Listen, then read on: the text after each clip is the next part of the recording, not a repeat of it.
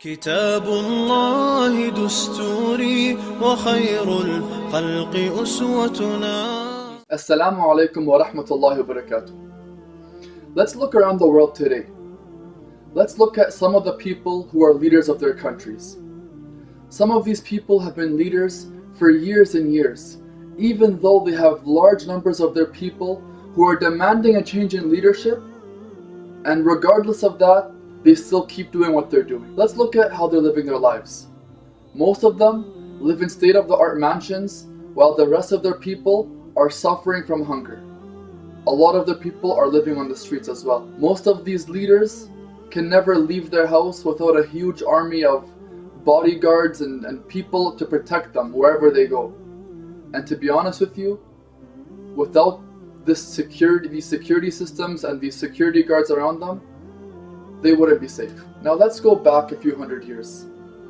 In Medina, where the head of the Persian Empire sent a delegation to go and meet a great man by the name of Umar. This man who had spread peace and justice through his lands that were once covered in killing, slavery, and intolerance. This man who had led the spread of the Muslim community at a rate that was unbelievable to the surrounding areas. He was Umar Ibn Al-Khattab. And when the Persian delegation reached Medina, they were shocked to see that the leader of the Muslims, this great man, lived in a small mud hut. They're used to seeing leaders living in huge castles and fortresses.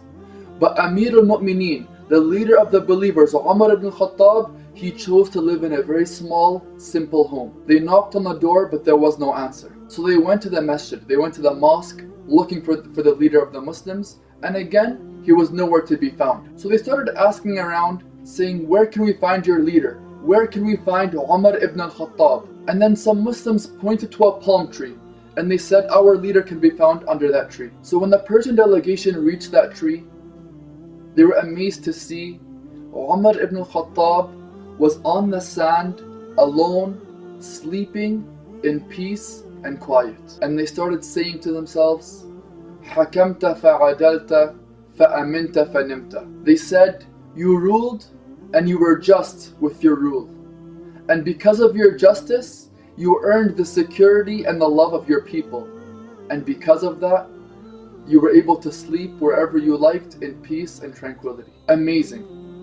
It's almost the exact opposite of our leaders today. Why is it that Umar Ibn Khattab is able to lead his people, live a simplistic life, and still sleep peacefully without the need of any bodyguards or any protection? The difference is, Umar didn't kill civilians with chemical weapons. Umar didn't live a crazy life in a huge castle with the greatest of all foods and money and this and that, while his people starved and suffered.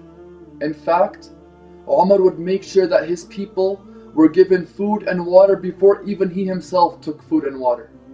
He used to deprive himself just to make sure that everyone around him was living a good and healthy life. That is why Umar Ibn Khattab was one of the greatest leaders to ever live. His justice was one of his defining characteristics as a person. And that is also one of the reasons why he's one of the greatest Muslims to ever live, and one of the greatest examples for what it means to be a Muslim. I ask Allah subhanahu wa ta'ala to bless Umar and his likes. I hope you enjoyed this video. If you did, please give it a thumbs up. Don't forget to subscribe to this channel for more Islamic content. And inshallah, we'll see you next week with a new video. Assalamu alaikum wa rahmatullah.